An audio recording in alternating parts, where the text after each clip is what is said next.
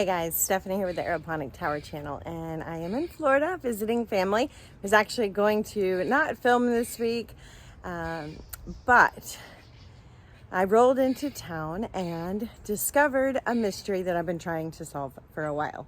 Why are my relatives' seedlings not starting? We've been talking over the phone. I've been saying all the things to do, and I couldn't figure out why she couldn't get her seedlings to germinate and to thrive and to get her plants to thrive until I got here. And within minutes, I had figured out what was going on. So I want to show you guys. So in case you are struggling, maybe the problem is the same and the same mistakes are happening.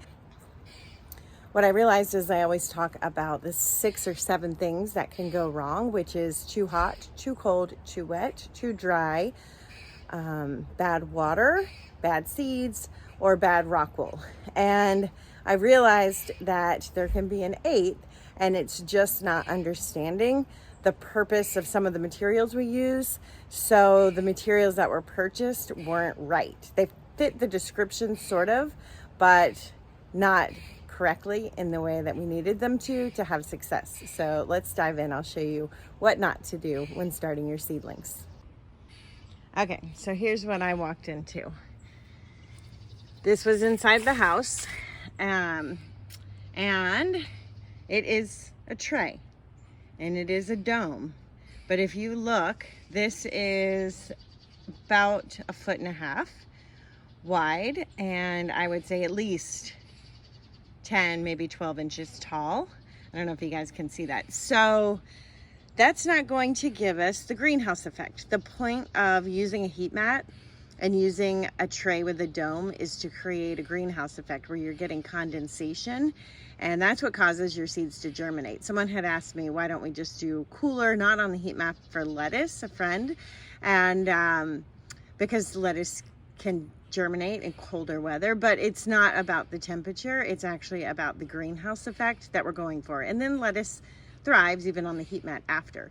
So this, you can't get a greenhouse effect with this for a couple of reasons. For one, these are open and that'll let moisture out.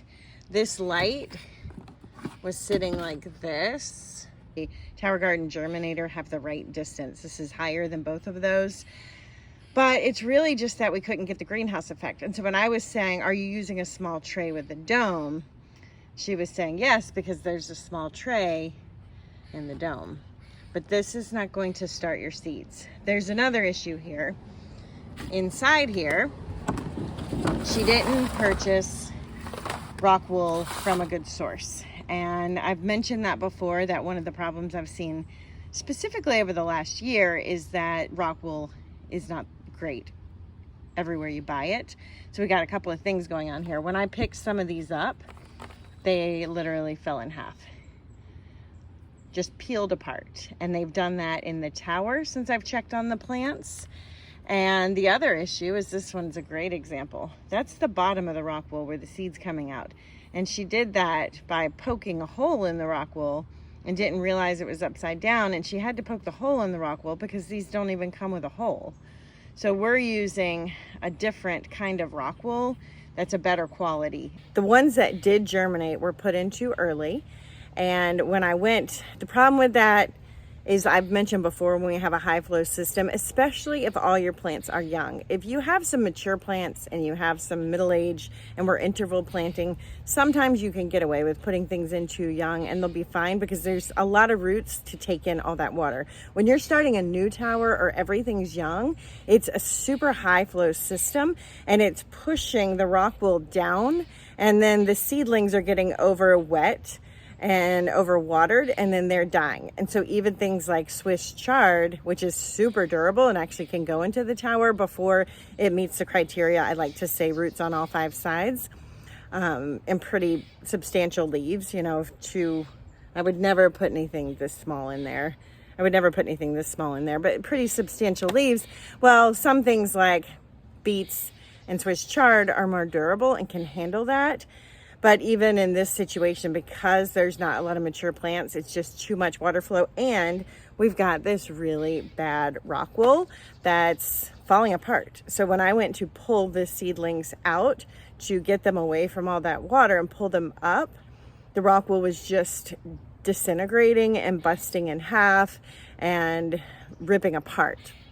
And then also I did this right when I got here, and by the next day, the plants had migrated back down into the channel because they're not ready. They don't have good enough root systems. They're planted in poor Rockwool, which is not holding up. Aside from that, if we were going through the criteria to wet to dry, I think we were fine there.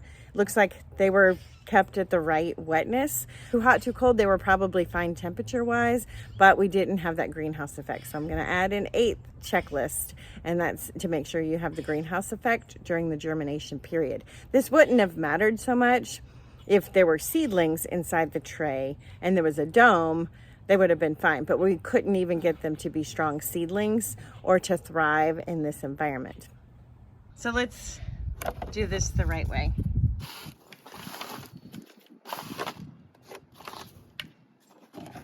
And just to give you a good visual, here's my tray.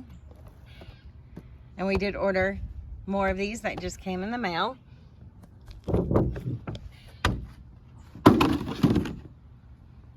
And that one was hers.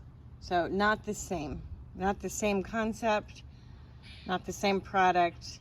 So it does matter what dome. Now you can go a little bit bigger than this one, but it's more about this distance and then the heat mat. So we can create, we want that condensation to happen inside here when our seeds are starting.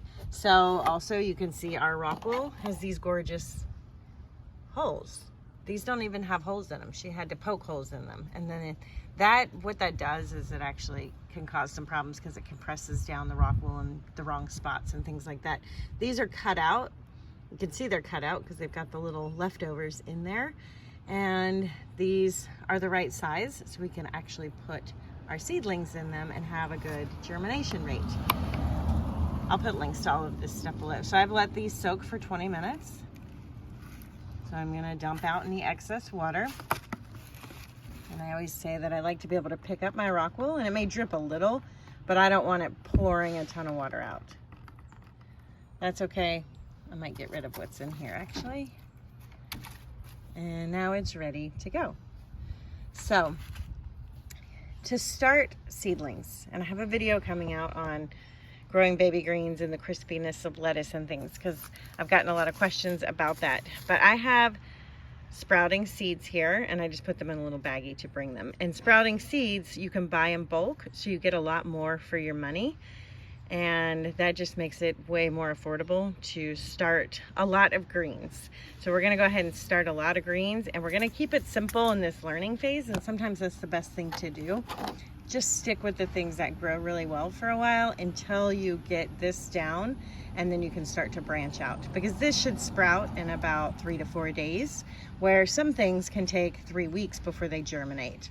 And that can be confusing to somebody who's a new gardener. So we're going to seed these. All right, and I can't prop up my camera. So I have a baby greens mix. And this is from True Leaf, and I'll link all of this below. And I like these. These are a medium crunch. So some of the babies are gonna grow and be a little bit softer. Some are medium texture, and there's a couple of firm in there. If you want super crispy, you can go with a crisp head, which is an iceberg. It's in the iceberg family. And then this one is a Lola Rosa. It says Emiko, it's not. This is a Lola Rosa seed, which is a red and green lettuce, which I think is really nutritious. And I would say it's a mid-crisp.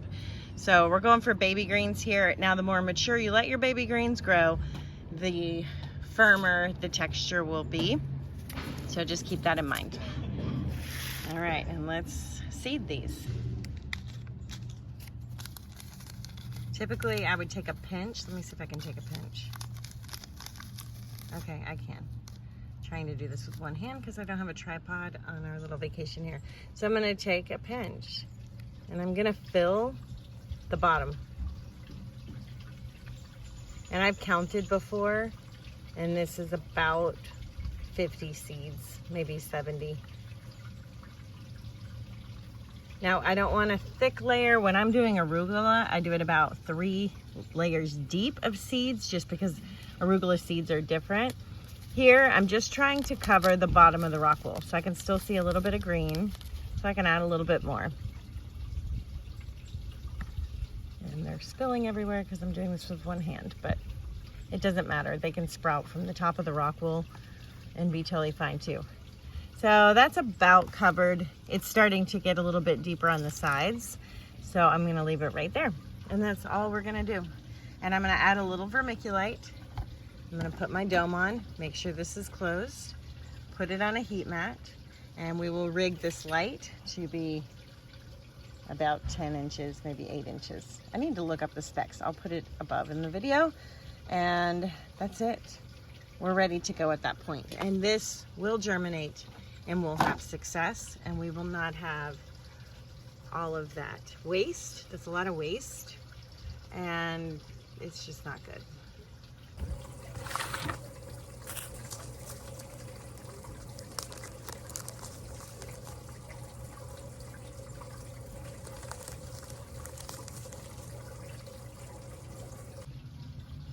All right, so you can see this was like a mustard mix, a muscadine, what is it called? A mesclun mix, and so there's different seeds in here, so I may push them in, but I'm not real worried about it when we're doing baby greens. These can sprout on the top if they want to, and we have a lot of seeds in there, and my hands got wet is really what happens. So sometimes when your hands get wet, it's harder to get the seeds where they're supposed to go. But we have these seeded nicely. These landed right over the top. I really like them to look like that. Some of these kind of fell to the sides because there's a little bit of rock wool, like a little belly button in there, but it's still totally fine. These are layered with a thin layer. I would say 50 to 70 seeds, if I had to count.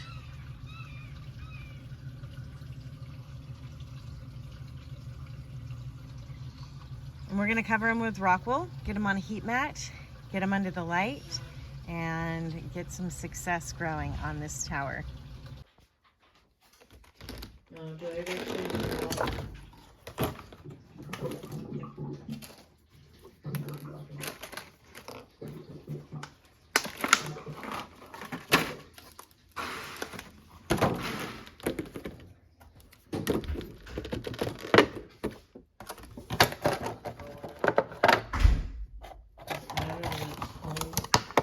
it's all right, because the heat mat.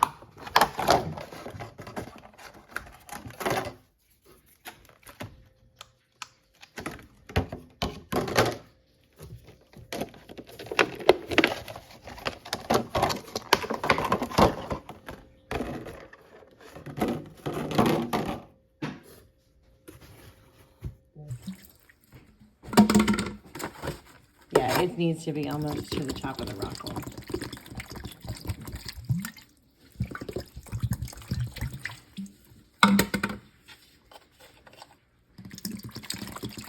There you go. The rock wool. Too much. That's enough for 2 if you want to do 2. That's probably right. That's too much. What's this? There you go. Just going to freeze? We're just going for a thin layer in the bottom. Yeah. A little bit much, but there you go. If you have too many, then sometimes some of them won't germinate and can get a little mucky. So let's go a little bit lighter. Yeah. Kind of somewhere in between too much and too little, and you're good. It's fine though, they're still gonna germinate. Okay, let's try different seeds on this one. So that is a crisp lettuce, it's an iceberg. And if they're not evenly distributed, you can kind of shake this a little bit. Okay. And they filled out in the middle. Okay, that's what we're going for. This one right here. So that one's a little too little. It'll still sprout, but we want nice thick greens. This right there has full coverage on the bottom. All right, and now we just add our vermiculite. So I just do like a light sprinkling. I can't do this with one hand. I just kind of pinch it and put it in the holes.